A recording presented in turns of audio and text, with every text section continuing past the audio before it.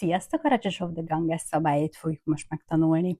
Ez egy munkáslehelyezős játék, ami rengeteg kockával fog dolgozni, és lesz mindenkinek egy saját kis tartománya, és azt fogja benépesíteni mindenféle épülettel, úttal, meg mindenféle árukkal. A játékban pénzt gyűjtünk, és hírnevet. Ez a két sáv körbe fut a tábla szélén, és amikor egymással szembe, és amikor összetalálkoznak, az fogja kiváltani a játék végét. Ez egy versenyfutás igazából a játékosok között, mert hogyha hasonló rutinnal rendelkező játékosok játszanak, akkor igen szoros tud lenni a végeredmény, és akár egy akció eldöntheti, hogy melyik játékos az, aki megnyeri a játékot. A doboz tartalmaz egy nehezített verziót is, amit javaslok minél előbb kipróbálni. Most az alapjáték szabályait nézzük meg először, aztán beszélek majd egy kicsit a haladó változatról is, de tényleg egy-két játék után vegyétek be a plusz szabályokat és a plusz alkatrészeket, mert sokkal inkább intenzív Ganges élményt fogtok megtapasztalni a haladó játék során. Sokkal izgalmasabb játék, bár lesz részletek, de ez az alapjáték is már nagyon jól megmutatja, hogy mit is tud ez a Rajas of the Ganges. Na nézzük is a szabályokat.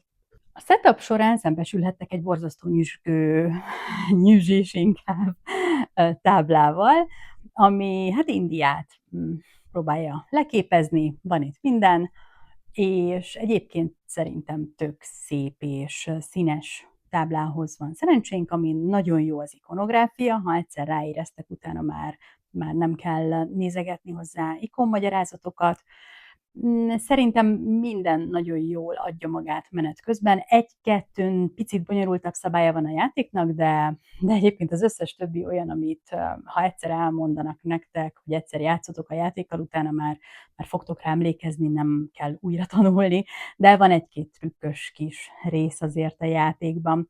Szóval a játékos táblát játékos számnak megfelelően készítsétek elő. Itt a jobb alsó sarokban lesznek elefántok, és itt látjátok azt, hogy például ez a 2 személyes oldal, a 3-4 személyes oldalnál több elefánt van itt, 3 és egy picike kis bébi elefánt, na az lesz a nagyobb játékos számnak az oldala. Ott több helyszín lesz bizonyos helyeken, tehát több munkáslehelyezési helyszín lesz, és ezzel kezeli tök jól a játékos számot ez a játék. Na ismerkedjünk meg először ezzel a nagy táblával. A pénzsáv innen indul a nulláról, és errefele növekszik, míg a hírnévsáv az egy ilyen páva, kiterjesztett tollakkal itt ezen a rajzon, és ez a páva sáv, ez lesz a hírnévsávunk, és ezen meg errefele haladunk visszafele igazából, mint a másik irányba, mint a pénzsávon. A két jelző egyszer csak így, ahogy halad, össze fog találkozni valahol, na most ezt pont jól megcseréltem, és akkor fogja kiváltani a játék végét, hogyha összetalálkoznak, és vagy akár el is haladnak egymás mellett. A játék vége kezdődik meg ilyenkor, és addig tart a játék, amíg az a kör befejeződik. Mindig a kört kezdő játékos egy ilyen kezdő elefánttal fog rendelkezni, így aztán mindig tudni fogjuk, hogy ki az, akinél a kör befejeződik. A kezdőjátékos jelölő vándorolni fog, minden egyes forduló között óramutató járása szerint tovább fog haladni, ha csak valaki meg nem szerzi itt a kezdőjátékos jelölő elefántra való jogot. Tehát ezek a jelölők itt mennek majd körbe-körbe, ez a játéknak a szíve, lelke, és az az, amit az Ark Novába is átemeltek ennek a játéknak a rajongói, és ott is nagyon jól működik, hogy kétfajta pontozósávon haladunk egymással szembe. Munkásaink alapból 3-an vannak, mindenki 3-at kap a játék elején, további 3-at meg felhelyezünk a táblára. Hát javaslom, fekve tegyétek föl, hogy ne keverjétek össze később az aktív munkásaitokkal, mert ezek itt inaktívak lesznek. Lesz ezen a hírnévsávon, a 15-ösnél kijelölve egy kis helyecske, oda kell lerakni, ugyanígy ki van jelölve a pénzsávon is egy helyecske, illetve a folyón, ahogy haladunk majd, lesz egy híd, ami alatt, hogyha átmegy a hajónk, akkor érjük el ezeket a munkásokat, és szerezzük meg őket. Az alapjátékban a 3-ból 2 munkásra tehetünk csak szert, hogyha a másodikat megszerezzük, akkor a harmadik lekerül a tábláról, ahhoz már nem juthatunk hozzá. A tábla közepén elég feltűnően halad a folyó, és ez egy nagyon szupi hely, minden egyes hajólépéssel a folyón szuper bónuszokhoz juthatunk hozzá, és ahogy haladunk előre, egyre erősebb bónuszokhoz. A hajóink ezen a sávon innen indulnak, ahol egy hajójel van, majd amikor lépünk velük, akkor ahova megérkezünk, az onnantól a másik játékosok számára az ott nincs. Tehát, hogyha ez a játékos ezek után 2-t lép, akkor 1-2-vel a másik elé megy. Ez okozza azt, hogy nem lehet egy helyen 2 hajó, és hogy így ki tudjuk foglalni a másik elől az igazán igazából mindegyik bónusz jó, de vannak helyzetek, amikor valamik még jobbak, és hogyha pont azon áll a másik hajója, ami neked olyan igazán jó lenne, akkor az eléggé morcossá tudja tenni az embert. Lesz itt a bal felső sarokban egy karma sáv, ahol a kezdésnél a kis kockánk az 1-es szinten van.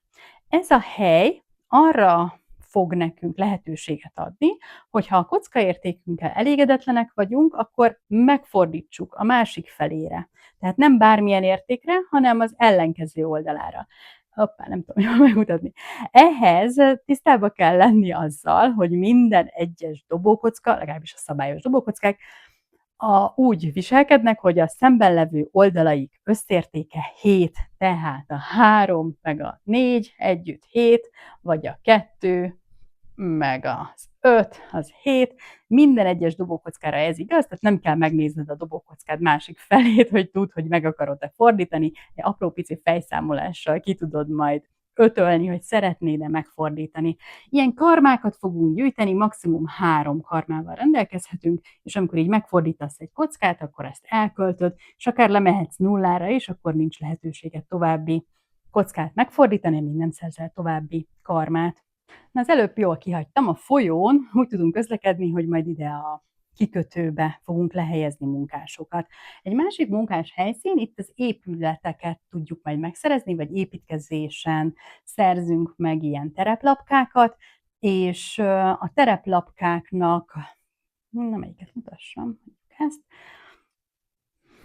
van mindig a bal felső sarkában egy színe, az a kocka színére fog utalni, meg egy értéke, hogy mekkora értékű kockával vagy kockákkal kell rendelkeznünk, és be kell fizetnünk, ahhoz, hogy megszerezzük ezt a lapkát. Ha ezt a lapkát megszerezzük, akkor kapunk egy ilyen T-alakú utat, fontosak lesznek az utak alakjai is, és kapunk olyat, ami ezen a lapkán van, ezen például most egy ilyen fűszer áru van egy zsákban, ami mellett egy érme van, egy 2-es, tehát ez egy árut tartalmazó lapka, de lesz olyan lapka, amin épület van, és az épületek pedig még megtalálhatók a táblán, itt is a jobb oldali részen, színenként, típusonként, mindegyik épület típus más színű, és ezek alapból a 2-es hírnév értéken indulnak el, és ezeket a játék során szeretnénk majd fejleszteni, egészen a 3-ason át a 4-esig fejleszthetjük majd minden egyes épületnek az értékét, és ezek után, hogyha felfejlesztettél valamit, utána, ha egy olyan épületet építesz meg, tehát például most a malomnál mentem el, ami barna épület a 4-es szintre, ezek után célom lesz, hogy olyan lapkákat építsek be a kis tartományomba, amin ilyen malom szerepel, mert hogyha ezt sikerül beraknom mondjuk ide, akkor megkapom az épületek által generált hírnevet, a malom által 4-et kapok, a piros épület miatt meg 2-t, összesen 6 darab ilyen páva hírnévponttal gazdagodok, amikor lehelyezem ezt a lapkát majd a provinciámba. Na, a lapkákról és épületekről egyenlőre ennyit. A másik helyszínünk még ezen a táblán, ami igen nagy, ez a palota. A palotának 2 része van, ez az alsó, az egyszerűbb része, ezek a teraszok, ezek ilyen menekülő utak. De hasznosak. Sokszor leszünk olyan helyzetben, hogy kocka hiányunk van, És hogyha nincs olyan bónusz, amit épp be tudnál valahogy kapcsolni, ami jobban hozna neked plusz kockát, akkor kénytelen leszel használni ezeket a módszereket, amikor egy munkásért kapsz egy kockát, vagy amikor beadsz egy kockát, és kapsz bizonyos meghatározott színű másik kockából 2-t. De van még itt egy menekülő út, ahol újra dobhatod a kockáidat, hogyha szeretnéd, és még egy kis pénzt is kapsz. Szóval ezek a teraszok, ezek ilyen segítségek, hogyha egy kicsit úgy érzed, hogy beszorulnál. Ennek a palotának a fő része azonban a lakosztályokban rejlik. Ez 6 féle lakosztály, ahol a kocka értékek vannak itt ezekben a munkás lehelyezési helyszíneken, és ezeket kell teljesítenünk 1, 2, 3, 4, 5, 6-os kockához. Különféle ilyen karakterek kapcsolódnak, amik különféle jutalmat, akciót, bónuszt adnak, változó, hogy éppen most itt mi szerepel, mit váltasz ki azzal, hogy ezt bekapcsolod. Például az első, az 1-es értékkel megszerezheted az elefántot, a kezdő elefántot, és 2 hírnévpontra tehetsz szert. A 2-es a táncos nő lesz, ahol 2 bármilyen színű kockát kapsz. Amikor nincs színe a kockának, az bármilyen színt jelent, és egy ilyen kis pajzsszerű valami jelet látunk, ami az alapjátékban ez a szürkés-fehér pajzs lesz, amit most egyelőre ide tornyoztam föl, és olyankor abból vehetsz el egyet, és egy azonnali jutalmat kapsz az alapjátékban. A haladóban egy picit majd már máshogy működik, de ez egy azonnali bónusz, meg 2 kocka, szóval általában ez a táncos nő elég felkapott helyszín lesz, de minden egyes helyszínre egy fordulón belül csak egyetlen egy munkás helyezhető le. Ezeken a munkás helyszíneken tehát egyszerre egy ember lehet. Egy munkás helyszín egy ilyen bekeretezett kis kalitke, nem tudom micsoda lesz, és hogyha a közepén van valami, akkor fizetned kell azért, hogy lehelyezd oda a munkásodat. Ha üres, akkor ingyenes, ha van benne valami, azt ki kell fizetned, az általában vagy kocka, vagy pénz. Ha a kockának színe van, akkor olyan színű kocka kell, ha a kockának száma van, akkor olyan értékű kocka kell, de egyébként itt pénz lesz a munkás helyszínnek az ára, ahhoz, hogy oda menjél. Ezeket a pénzbe kerülő helyszíneket balról jobbra, lentről, de föntről lefelé kell tölteni, tehát sorba, de igazából tökre logikusan adja magát, mert egyre drágábbak a helyszínek, ahogy így haladunk egy balról jobbra. A kikötőben viszont még további kockaigény is lesz, ezeket a kis csónakok mutatják itt a szélén. Ha 1-es kockával érkezel ide, akkor 1-et léphetsz a folyón, ha 2-es kockával érkezel, akkor 1-et vagy 2-t léphetsz a folyón, és a 3-asnál pedig 3-ig léphetsz bármennyi értéket. Tehát itt nem csak, hogy lehet, hogy pénzt fizetsz, de még kockát is be kell adnod ahhoz, hogy a hajódat elindítsd a folyón, vagy lépj a folyón. Az építkezési területen pedig pénzt fizetsz be, hogy ide gyere, és utána kifizetett kockában a lapkának az értékét, amit a bal felső sarokban találsz, ezt akár mennyi kockával kifizetheted, akár 5-6 kockával is, hogyha úgy alakul, de azért igyekezzetek minél kevesebb kockával megoldani ezeket az ügyleteket. A setuphoz tartozik még hozzá, hogy mindenki kap egy saját táblát, és a tábla kétoldalas, az alapjátékhoz ezt a színtelen oldalú, szegélyű táblát válasszátok. Itt alapból vannak elég jó bónuszok rányomtatva a táblára. Ha ezeket majd eléritek, bekötitek az úttal, akkor megkapjátok ezeket a bónuszokat. Elég szupi. És akkor a haladó mód, ott már színesebb, itt már többfajta színű ilyen kis pajzs lesz, és alapból is van nyomtatva a táblára a bónusz, de ezek elég kis gyengusok, és a játék során lehetőségetek lesz a táncos nőnél szerezni különféle ilyen pajzsokat, vagy jelölőket, és akkor eléggé jól fel lehet erősíteni ezeket a bónuszokat, hogy mire odaértek, és bekapcsoljátok, addigra valami jó vastag jutalom járjon azért, hogy megépítettétek az utat a tábla szélére. Szóval a kezdőjátéknál ezt a színtelen, szélű oldalát válasszátok a provincia táblának, kap mindenki egy ilyen szobrot is. A kezdőjátékhoz azt válasszátok, aminél a tábla közepén is van még 2 keze ennek a Káli szobornak, mert még oda is kerül 2 kocka, így összesen 10 kockának lesz helye. A haladó változatban már ott nincsen lehetőség kockát lehelyezni, ott már csak 8 lehet a maximális kapacitás, amit kockából tárolhatsz, ez egy picit nehezebb lehet akár, szűkíti a kocka tárolási kapacitásaidat, ami néha néha rosszul érintett valakit. A kezdéshez tehát mindenki kap 3 kis figurát maga elé, a 3-at felraktuk az inaktív munkáshelyszínekre, a kis kockajelölőket az 1-es karmaszintre és a baloldali épületsávokra kell helyezni, ahol 2 a hírnévérték, a hajó kiindulási pontra, a pénzpontjelzőt és a hírnév pontjelzőt pedig egyelőre ide a kezdő helyre tegyétek le, stócoljuk fel valahova a kis pajzsokat, most a fehéreket az alapjátékban, és ami még nem volt szó, ez a kis lapos kis korong. Minden játékosnak lesz egy ilyen 2 oldalú kicsi kis korongja. Fú, hát most itt nem nagyon akar látszódni, inkább ne erőltessük. Az egyik felén egy víz, tehát egy kék karika van egy 1-essel a közepén, a másik felén meg 2 kocka lesz. Ez bónuszt fog adni, hogyha elérjük a táblának ezeket a bizonyos pontjait.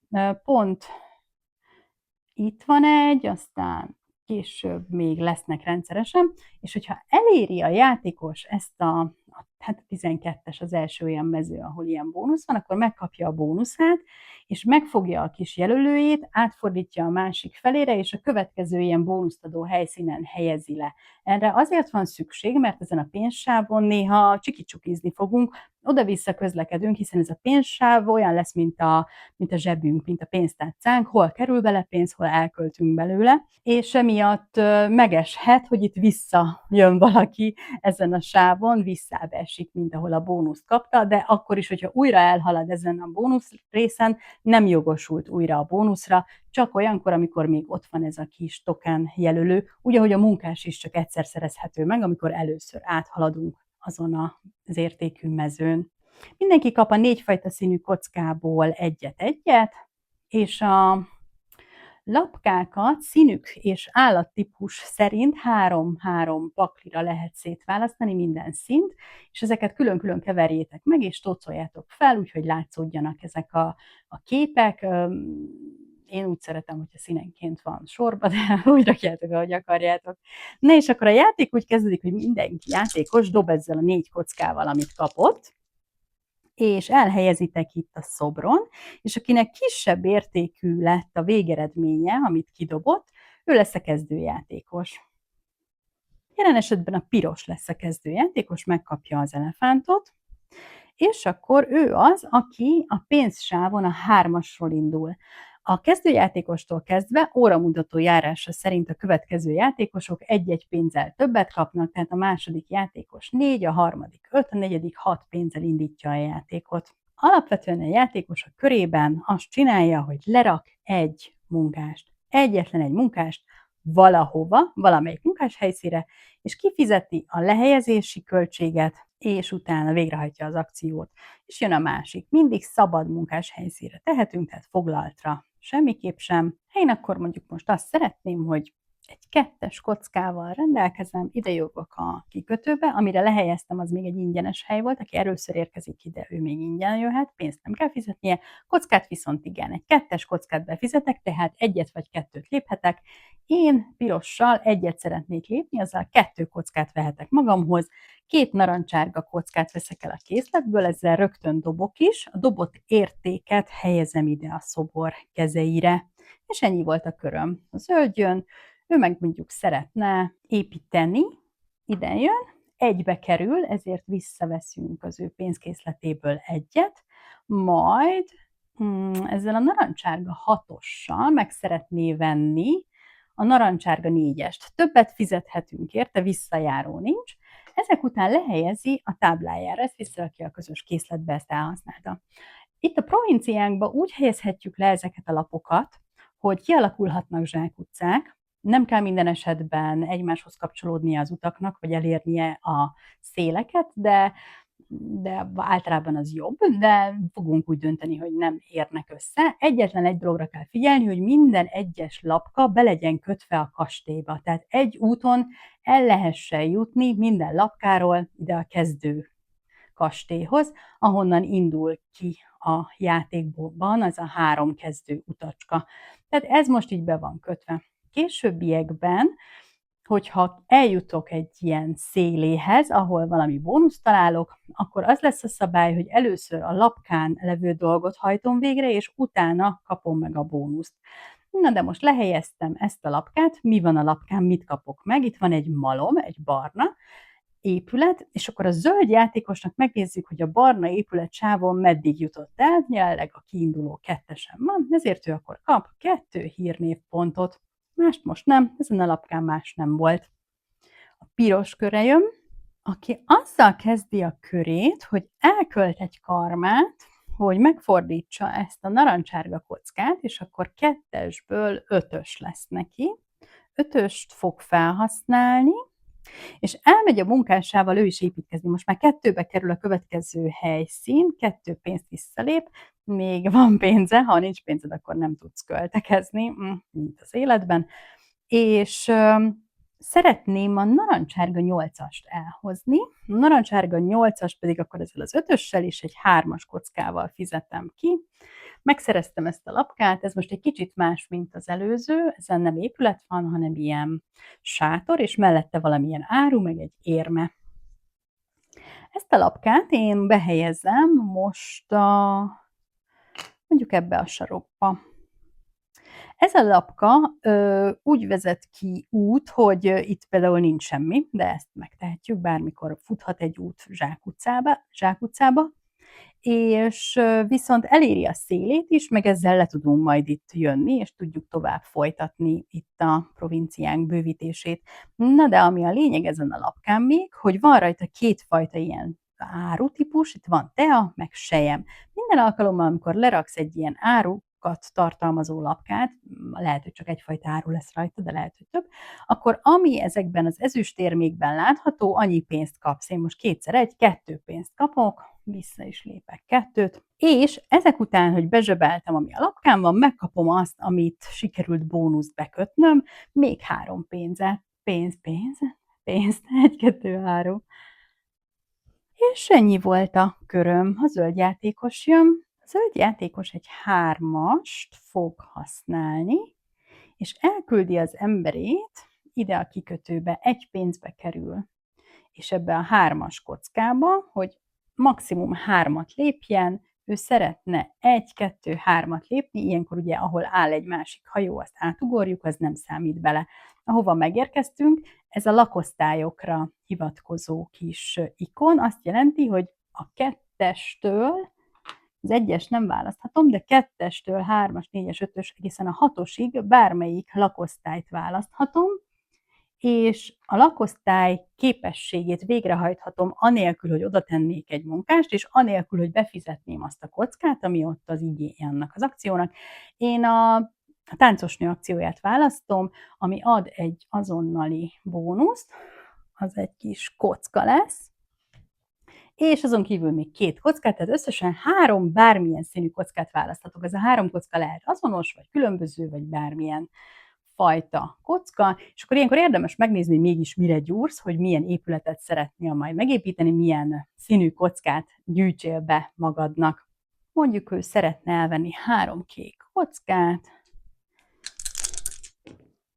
és a kidobott értékeket ide behelyezzük. Piros játékos a 4-es kockájával, most ezt jól elforgattam, de ez 4-es volt, ide rakjuk erre a munkáshelyszínre, ő eljön ebbe a lakosztályba, ahol kap egy ilyen pergament, amin van egy 1-es, és abból jobbra mutat egy fehér nyíl. Ez azt jelenti, hogy felfejlesztheted valamelyik pergameneden a hírnevét egy darab épülettípusnak. Én most azt választom, hogy mondjuk itt a malom értéke legyen jobb, és még kapok 3 pénzt is, 1, 2, 3. Zöldön a sor, aki úgy dönt, hogy eljön még egyszer a kikötőbe, 2 pénzbe kerül, pont annyi pénze van, ezzel lenullázza magát, befizet egy 2-es kockát, a 2-es kockával lép 2-t, az 3 hírnevet ad, 1, 2, 3, és azzal kap egy fejlesztési lehetőséget, és ő mondjuk úgy dönt, hogy ezt a sárga épületet kezdi el fejleszgetni, és elfogytak a munkások. Elő fog fordulni olyan, hogy valamelyik játékos már megszerezte az egyik inaktív munkását, és a másik még nem. Ez egy nem túl szerencsés felállás, de meg fog történni. Ilyenkor törekedjetek rá, hogy ti is nagyon gyorsan szerezzétek meg a saját plusz munkásotokat, mert addig minden egyes körben az a játékos, akinek több munkása van, egyel több akciót, vagy akár kettővel több akciót tud végrehajtani, és ez eléggé nagy hátrányt tud okozni a másik játékosnak. Igyekezzetek kb. Hasonló ütemben elérni ezeket a plusz munkásokat a 3 sáv valamelyikén, vagy igazából a 3 sávból 2-n lehet megszerezni ugye a munkást, mert maximum 5 munkásunk lehet, és amikor az van, hogy valakinél már van plusz munkás, akkor ő bizony plusz egyszer jön a körben, és akkor ér véget, vagy plusz egy köre lesz a fordulóban, akkor ér véget a forduló, hogyha már senkinél nincsen munkás.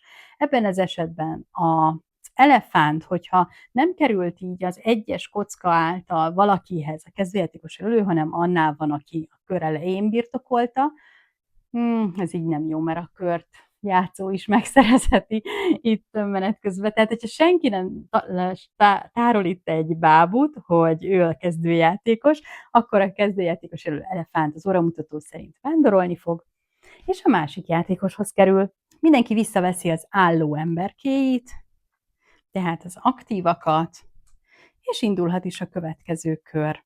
A játék addig tart, amíg ezek a kis jelölők össze nem találkoznak valahol a táblán, viszont azt még nem mondtam, hogy a nullán nem lehet egyik jelölő sem, tehát csak akkor tudod a játék végét kiváltani, hogyha úgy találkoznak össze a jelölőid, hogy legalább egyet haladt mind a két jelölő, tehát az egyik az mondjuk itt ellépett egyet, és hogyha ideért a másik jelölő, akkor is kiválthatjátok a játék végét, de itt a nullánál itt nincsen ilyen pávás jelölő, így aztán ez itt nem egy érvényes helyszín.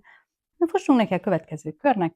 Most ez a zöld játékos kezdi, és ő el szeretne menni épületet venni, egy pénzbe, nem tud, nincs pénze, ez butaság volt, akkor mit tud?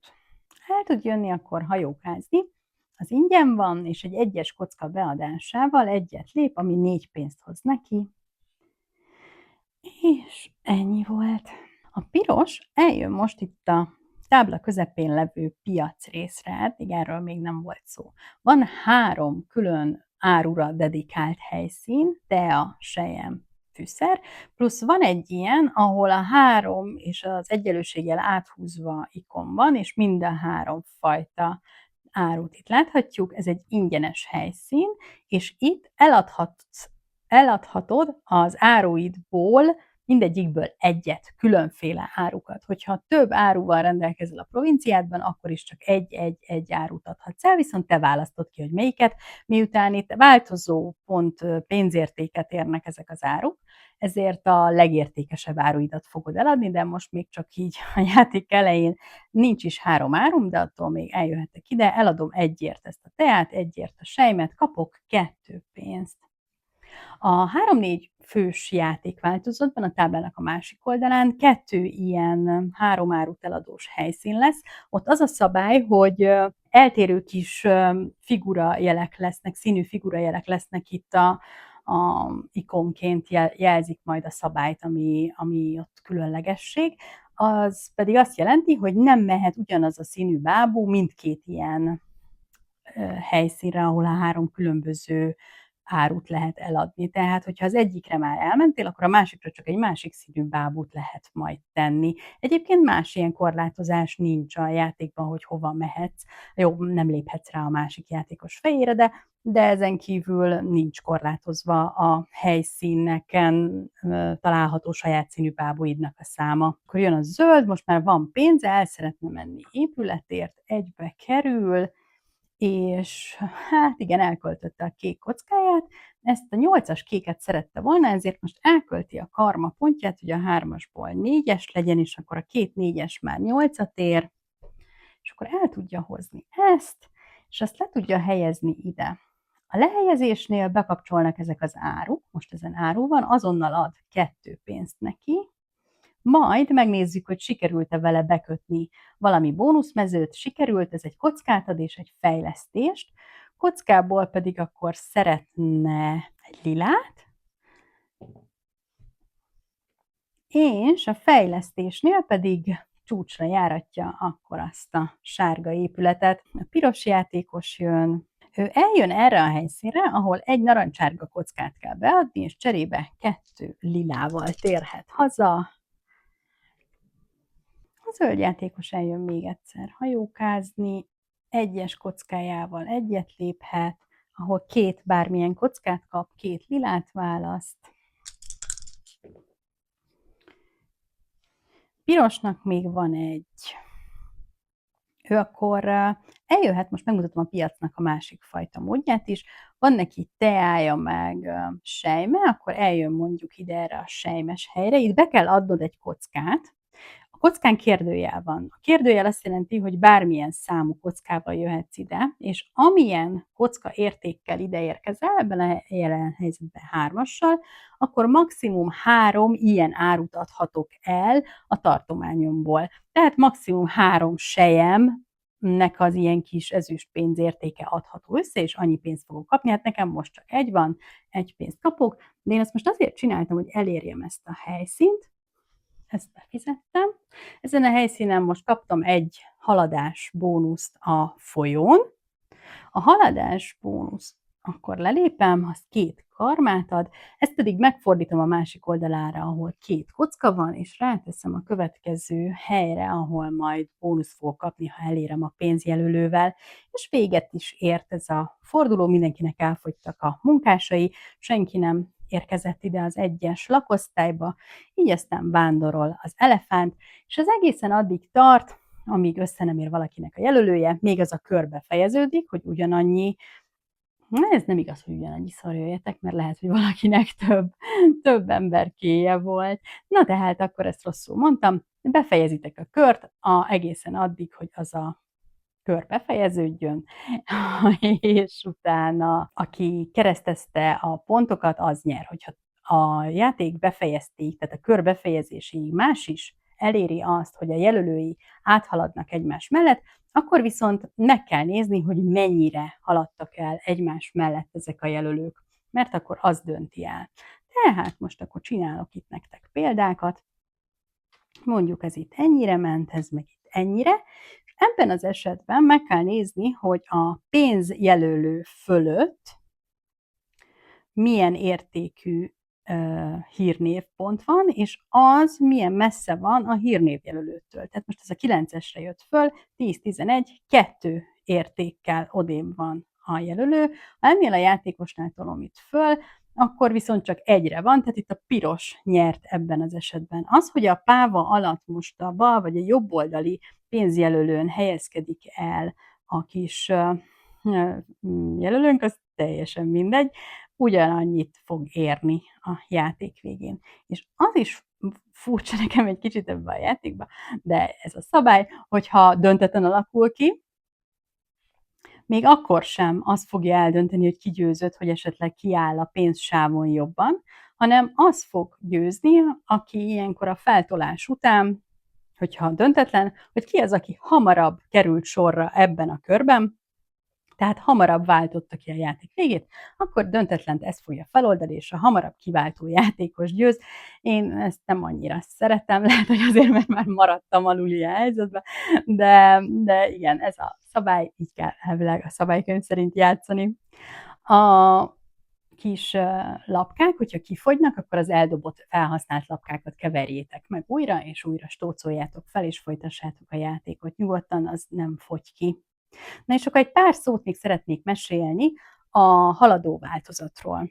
A haladó változatban a táblának a másik felét használjuk, és ennek a szobornak is a másik felét használjuk. 8 darab kocka tárolására alkalmas ez a fajta játék, és ebben a játékban a setup ugyanez, hogy vannak alvóügynökeink, de mindegyiket megszerezhetjük. Tehát az összes inaktív munkást megszerezheted, és akár 6 darab munkással is játszhatsz, ami nagyon-nagyon jó érzés, amikor 6 munkásod van egy körben, főleg, hogyha a többieknek még kevesebb van. Viszont ebben a haladó változatban már akinek kevesebb munkása van, az kap egy kis ellentételezést, mert minden egyes alkalommal, amikor sorra kerülne, de nem tud, mert nincs munkása, míg a másiknak van, akkor kárpótlásként választhat majd innen, erről a kis részről egy ilyen kis lapkát.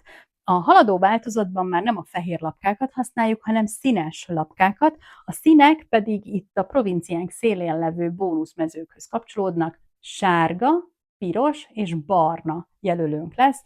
Sárga, piros, barna jelölők, ja, meg fehérek.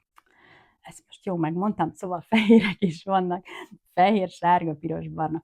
És te fogod eldönteni, amikor itt a táncosnőnél hozzájuthatsz egy kis lapkához, hogy milyen színű lapkát választasz. Ezek a lapkák akkor nem véletlenszerűen jönnek föl, és nem azonnali bónuszok, hanem itt lesznek kiterítve itt a házakon, a színben megfelelő házon, és te magad választod, hogy milyen bónuszt szeretnél. És azt a bónuszt viszont nem azonnal kapod meg. Az alapjátékban ezt itt húzod vakon, és alapból megkapod, itt lehelyezed a színben megfelelő helyre, és majd akkor kapod meg, hogyha sikerült bekötnöd azt a bizonyos bónusz helyet egy úttal. A barna kis jelölő egy kicsit nagyobb értékű és bonyolultabb jelölő. Ezek itt a jobb és bal alján, a táblán helyezkednek el. A játék elején is alapból a setup során mindenki kap egy barna jelölőt, és lehelyezi majd bármelyik helyre, amelyiket csak szeretné, letakarja vele, és azok egy ilyen bonyolultabb feladatot kell teljesíteni, például, hogy annyi, nem tudom, hírnevet kapsz mondjuk, mint ahány ilyen árusító kis sátor található a birodalmadban, és akkor ha bekötöd ezt a helyet, ahol ez a fajta ilyen feltétel van, akkor attól függően, hogy mennyi árut sikerült beraknod a kis birodalmadba, annál több lépéssel gazdagodsz majd ezen a hírnévsávon, tehát már tudsz rákészülni a játékoddal arra, hogy majd ha bekötöd az alját, akkor minél nagyobb pontcunamit élhess meg. A haladó módban még a folyóra is vannak kis korongok, ezek a korongokat úgy kell a setupnál felrakni, hogy egy kockát magadhoz veszel és dobálsz vele. És hogyha 2-es dobsz, akkor a kezdőtől a második helyre rakod le az első kis korongot, dobsz újra, még 2, akkor a következő másodikra, és a kockadobással végig haladsz ezen az egész terepen, és lerakod a kis korongokat. Persze a korong helyekre, ez itt egy ovális hely, oda már nem helyezhetünk le korongot. Még ami egy bonyolultabb szabály, és ami most így ez alatt a pár kör alatt nem került elő, az az 5-ös helyszín. Ha valaki ide szeretne jönni, egy 5-ös kockával kell rendelkeznie, lehelyezi ide a munkását, egy 5-ös kockát bead, mert az volt az ára ennek az embernek, és itt azt teheted meg, hogy felülírsz egy már tábládon levő lapkát. A felülírásnak az a szabálya, hogy csak nagyobb értékű lapkát vehetsz el, mint amit felül szeretnél írni. Tehát én például elvehetem ezt a lila 10-est, mert a 8-as nagyobb, mint a 10-es, viszont a különbözetet ki kell fizetnem a felülre kerülő lapka kocka szín követelményével. Jelen esetben ki kell fizetnem a különbözetet, 2-t lila kockában, hát 6-os kockám van, azt be tudom fizetni, és akkor rátehetem erre a lapkára. Ezt azért fogom megtenni, mert nem tudom, meg fog történni, mert például ezt a 2 épületet szeretném saját magamnál hírnévpontban bezsebelni. Ez egy malom és egy piros épület, a malom nekem 2-t ér, a malom 3-at ér, a piros épület 2, tehát 5 hírnévponttal gazdagodok, 1, 2, 3, 4, 5, akár most ilyen esetben megszerezhettem egy plusz munkást is. A felülírásnak a szabálya az, hogy egy lapkát egyetlen egyszer írhatsz felül, tehát nem lehet tornyozni, csak egyszer írható felül, és ilyen esetben, hogyha bármelyik bónuszt bekötöd újra, tehát ez az út is elér ehhez a bónuszhoz, attól függően vagy függetlenül, hogy korábban azt bezsebelt, de nem vagy rá jogosult. De ezt itt üzeni is a tábla, át van húzva ez a kis bónusz jelölő ikon, tehát nem kapsz bónuszt azzal, hogy felülírsz, és itt van egy ilyen kacsacsőr is, hogy nagyobb lapkával tudod csak felülírni a lentlevőt. Ez egy picit bonyolultabb hely, de elég hasznos tud lenni. A hatosnál 6-ot léphetsz a folyón, és ez a 6 lépés, ez azt jelenti, hogy nem max 6, mint ahogy itt a folyón 1-3 van írva, itt konkrét 6-ot kell lépni. Hogyha valaki van előtted, akkor persze módosul, mert akkor 1, 2, 3, 4, 5, 6 ide fog kifutni, de egyébként 6 konkrét lépést kell lépned a folyón. Azért érdemes előre szaladni a folyón, mert itt erősebb akciók vannak. A ikonok szerintem tök egyértelműek, amikor már lejátszottatok egy-két játékot, akkor biztosan elsőre picit vad lehet, de a játékszabályban benne van tök jól a ikonmagyarázat, és magyarul is letölthető már a játékszabály a BGG-ről, a linket majd berakom a leírásba, de alapvetően vagy kockát kapunk, vagy karmát, vagy pénzt. Erről szó volt, hogy 2-től 6-osig bekapcsolhatod a lakosztályokat. Itt, hogyha van egy kocka, vagy bármi, ami fölött van egy másik ikon, amiből egy ilyen fekete nyíl mutat jobbra, az azt jelenti, hogy a haladásod abban a témában, tehát most itt a karmajel van, tehát ahol éppen áll a karmajelem kettesen, akkor annyi lila kockát kaphatok, hogyha ide lépek. De van itt még, hát itt most mindegyik ilyen karmás, de igen, ezeken a kis barna lapkákon lesz ettől eltérő. Ott tényleg bármi más is lehet majd itt fönt, vagy itt, megvan. Itt egy upgrade jel van, ez a fejlesztési jel van. Ahány fejlesztést sikerült csinálnod, mikor ideérsz erre a helyre, például a zöld az csinált 1-2-t, akkor 2x2 pénzt kaphat ezért a helyért, hogyha ide érkezik a hajójával. Tehát a fönti részt megnézed, hogy mennyire teljesíted, és annyiszor kapod meg az alatta levő részt. Ahol át van húzva az egyenlőségjel, ott a különböző árukat kell eladnod, a sátor mindig a piacnak, az árueladásnak lesz a helye, ahol egyenlőségjel van, ott meg annyi egyformát adhatsz el. És én remélem minden szabályt elmondtam, én úgy érzem most sikerült eléggé belemenni az összes kis apró szabályba is, de ha még valami eszembe jut a leírásba, majd beleírom, és remélem jókat tudtok majd ezzel a játékkal játszani, mert minket mindig nagyon beszippant, és nagyon szívesen merülünk el ebben a világban, valami jó kis indiai zenét tegyetek be a háttérbe, esetleg előtte jöhet egy kis indiai vacsi, és akkor teljes indiai estét lehet csapni a barátokkal, vagy a családdal. Játszatok vele sokat!